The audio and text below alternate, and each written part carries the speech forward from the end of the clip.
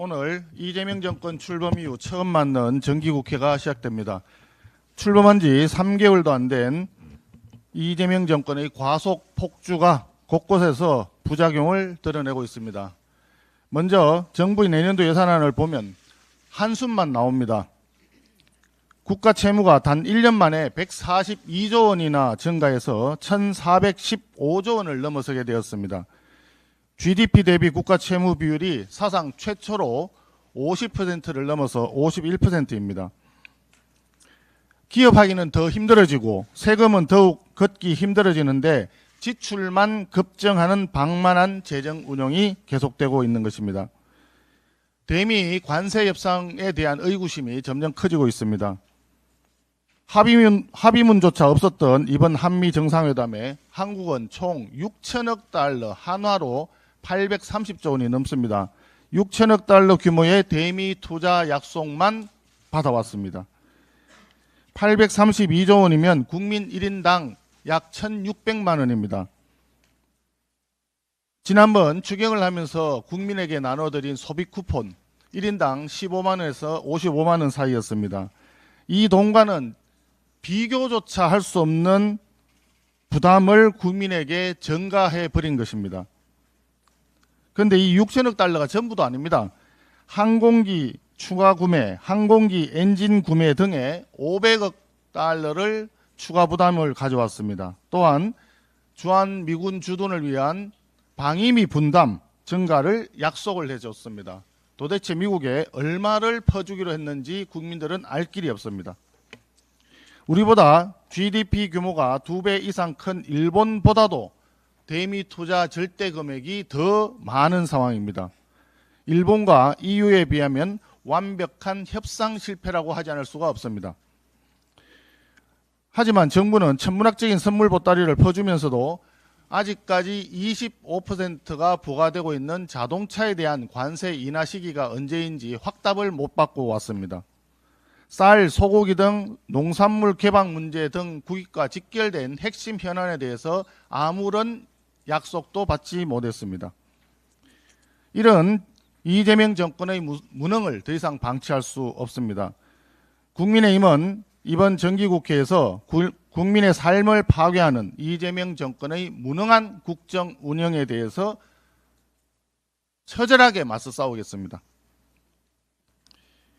미국 공화당의 원로이자 트럼프 대통령의 멘토로 꼽히는 뉴트 깅그리치 전 하원 의장이 언론 기고에서 이런 말을 했습니다.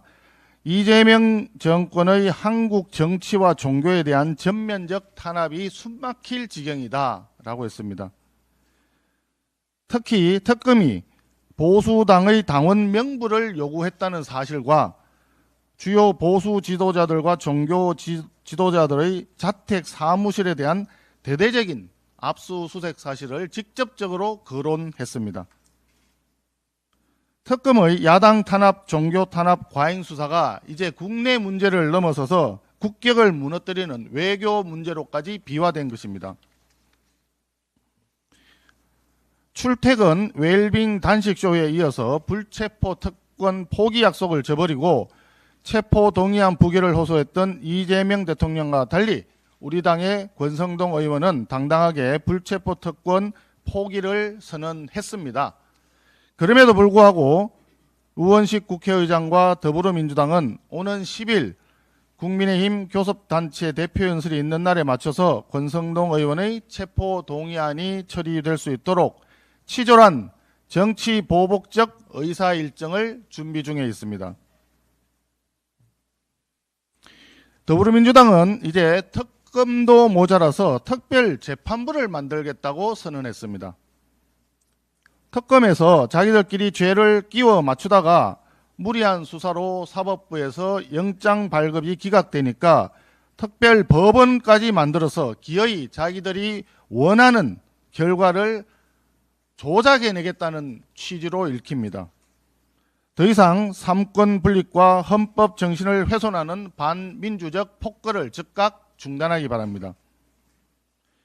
깅그리치 전 하원 의장은 앞으로 몇 주간은 이재명 대통령이 트럼프 대통령의 메시지를 이해하고 전체주의적 경찰 국가에서 법치주의로 돌아올 것인지 중요한 시기가 될 것이라고 전망했습니다.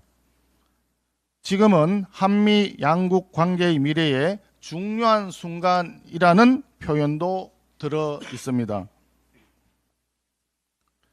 특검이란 충견을 앞세운 이재명 정권의 독재 정치가 자유와 인권이라는 보편적 가치를 중시하는 국제사회로부터 자랑스러운 우리 대한민국을 고립시킬 수 있다는 점을 이재명 정권은 꼭 명심하기 바랍니다. 국민이 지켜보고 계십니다. 예, 최고위원 신동욱입니다. 오늘은